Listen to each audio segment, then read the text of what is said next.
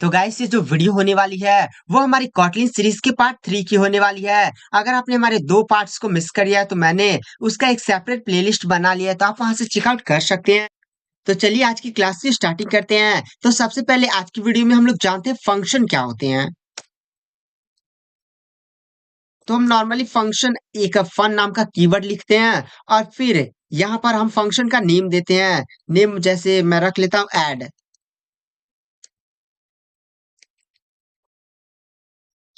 Basically add एक function है। तो यहाँ पर फंक्शन की डिफिनेशन क्या होती है, यह कि function is a block of code that perform a specific task. It can take input and can return a value. मतलब जो फंक्शन होता है वो एक ब्लॉक ऑफ कोड होता है जो कुछ ना कुछ तो काम करता है और हो सकता है कि ये वैल्यू ले। और वैल्यू आप यहाँ पर देख सकते हैं, फंक्शन है यहाँ पर कोई वैल्यू ले नहीं रहा है। जैसे यहाँ पर अगर आप कुछ पास कर देते इंट, तो यहाँ पर ये जो फंक्शन है वो ये लेता, मतलब ये इन टाइप का ये आपका वैल्यू लेता है फंक्शन। अगर यहाँ पर आप इसके रिटर्न टाइप को डिफाइन कर देते, अभी मैं आपको दिखाऊंगा, तो ये फंक्शन कुछ भी रिटर्न करेगा वो इन टाइप का होगा। बट यहाँ पर आप देख सकते हैं, यहाँ पर मैंने केवल नॉर्मल फंक्शन लिखा था। तो इस केस में जो फंक्शन का रिटर्न टाइप सेटअप किया गया है वो यूनिट है। यानी जो नॉर्मल हम फंक्शंस क्रिएट करते हैं, लेट सपोज मैं यहाँ पर, तो यहाँ पर जो फंक्शन है उसका काम है केवल मेरे नाम को प्रिंट करना। तो इस फंक्शन का जो रिटर्न टाइप डिफॉल्ट में अपने आप उठा लेगा जो होगा यूनिट है। तो आप लोग इस बात का ध्यान रखिएगा। तो मैं यहाँ पर लिख देता हूँ और नॉर्मल इस फंक्शन का नाम मैं लिख देता हूँ नॉर्मल, ताकि आप लोग अच्छे खासे जब भी आपको जरूरत पड़े यहाँ से आकर गिटहब से मेरे पढ़ सकें।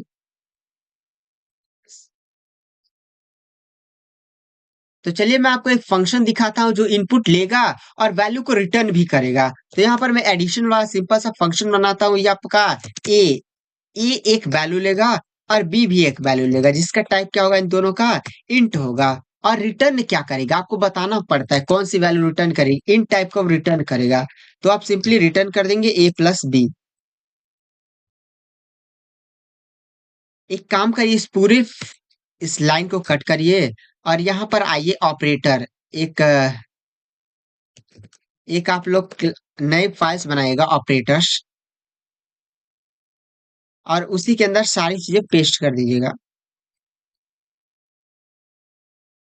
फिर आपको यहाँ पर एक एंट्री पॉइंट देना पड़ेगा ना भाई, कोड कहाँ से चलेगा। हम पिछले वाली फाइल का एंट्री पॉइंट यूज नहीं करेंगे, इस फाइल का यूज करेंगे। तो प्राइवेट फंड मेन आप दे दीजिएगा, एंट्री पॉइंट आप दे दीजिएगा सिंपली डैश। अब मैं यहाँ पर अपने दोनों फंक्शंस को कॉल करता हूँ, एक मेरा नॉर्मल फंक्शन है और ऐड फंक्शन है। तो यहाँ पर देखिए ऐड वाला तुरंत एरर दे दिया, क्योंकि ये बोल रहा है कि भाई तूने वहां पर डिफाइन किया है कि तुझे वहां पर दो वैल्यू चाहिए, तो यहाँ पर मुझे दो वैल्यू दे। ए में हम लोग 5 कर देते हैं 5, और बी में हम लोग दे देते हैं 10। अब चलिए इन सभी को प्रिंट रन करते हैं। आप यहाँ से रन करिएगा, अगर यहाँ से रन करते हैं तो एक बार देख लीजिएगा फाइल ऑपरेटर से सेलेक्टेड हो। यहाँ पर मैंने फंक्शन का डेफिनेशन भी लिख दिया है।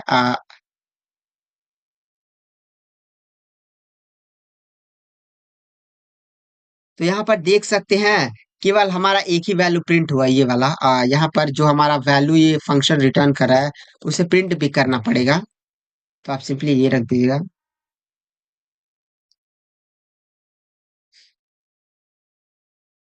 तो यहाँ पे यहाँ देख सकते हैं पहला आया विशाल और दूसरा आया 15।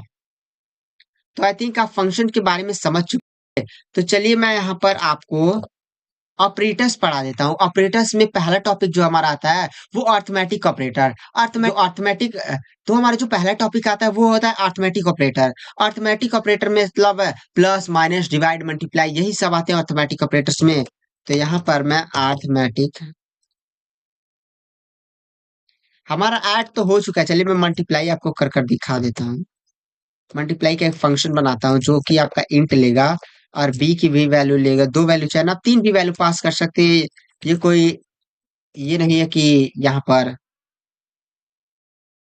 यहाँ पर अगर आपको मल्टीप्लाई वाला फंक्शन बनाना है तो सिंपली ए इंटू बी कर दिएगा। अब मैं यहाँ पर अगर इस फंक्शन को प्रिंट करूं, यहाँ पर एक काम करिएगा, MULT। मैंने आपको स्ट्रिंग बताया था ना किस तरह से यूज करते हैं। तो यहाँ पर चलिए हम लोग जो हमारा मल्टीप्लाई फंक्शन है उसको कॉल करते हैं। आप एक नॉर्मली यहाँ पर डॉलर सिंपल लगाएंगे और मल्टीप्लाई फंक्शन को ऐसे कॉल करेंगे, तो देख सकते हैं वो अपने आप उठा लेगा। डॉलर साइन लगाकर मल्टीप्लाई लिखेगा, जैसे आप लिखेंगे फंक्शन का नाम, वो अपने आप उठा लेगा। तो यहाँ पर ये दो चीजें मांग रहा है, चार और ए की वैल्यू आप चार पास कर दीजिए। बी की वैल्यू आप सिक्स पास कर दीजिए। यहाँ पर देखेंगे मल्टीप्लाई ये वाला,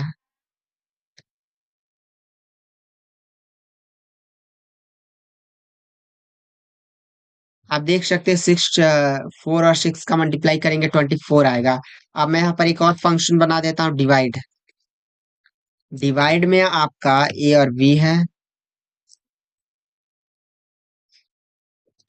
ए को आप डबल पास कर सकते हैं, डबल के बारे में बताया था ना, पॉइंट में आपकी वैल्यू चाहिए। तो मैं डिवाइड को ऐसे नहीं पाऊँ, एक फंक्शन बनाने की कोई जरूरत नहीं है। आप सिंपली यहाँ पर आइए, आप प्रिंट लगा दीजिए ताकि डिवाइड। अब क्या हर चीज के लिए फंक्शन बनाया जाए, तो यहाँ पर क्या करता हूँ, ए को वैल्यू रख लेता हूँ 10। ए नहीं, ऐसे नहीं। Var a is equal to 10, आपको कीवर्ड डिफाइन करना पड़ता है ना। Var b is equal to 20, print क्या करना है, ए डिवाइडेड बाई बी। तो यहाँ पर 20/10 किया जाए, वरना जीरो आ जाएगा।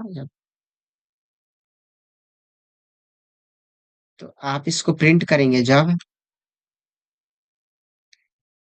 तो आप देख सकते हैं डिवाइड टू आया। आ, इसका टाइप मेरे को अगर देखना है, सी बना लेता तब आसानी से उसका टाइप मैं देख पाऊंगा ना। ए प्लस बी, आप सी वैसे ही पास, आप फिर से अब सी पास कर सकते हैं। और मैं इसका डेटा टाइप भी देखता हूँ, डेटा टाइप आपको दिखाते चलूंगा। सॉरी, इसलिए डिवाइड है ना, तो आप सिंपली डिवाइड लगा लीजिएगा। तो चलिए पहले हम लोग सी का टाइप भी देखते चलेंगे ना, मैं आपको डिवाइड में थोड़ा सा अच्छी खासी चीजें बताऊंगा। तो आपको क्या करना है, यहाँ पर डेटा क्लास चेक करने के लिए C class class dot simple name आप सिंपली प्रिंट करेंगे, तो यहाँ पर हमारा दिख जाएगा। यहाँ पर आ गया जो हमारा डेटा टाइप है। डिवाइड के अंदर देखिए टू आया, उसके बाद इंट है, डेटा टाइप हमारा इंट आ गया। क्यों नहीं, हमने इंट ही पास किया था। बट हमें फ्लोट में अब वैल्यू चाहिए, तो चलिए एक काम करते हैं, ए को फ्लोट बना लेते हैं। सॉरी, एक आपका ए जो है उसको हमने डबल बना लिया है। अब इसको रन करते हैं। बी आपका एक इंट है, तो इस केस में क्या आता है, देखिए डबल आ गया। अगर आप एक को डबल बनाते हैं तो भाई दूसरा भी ऑटोमेटिकली डबल कन्वर्ट हो जाएगा। अगर मैं इसको फ्लोट में कन्वर्ट कर दूं,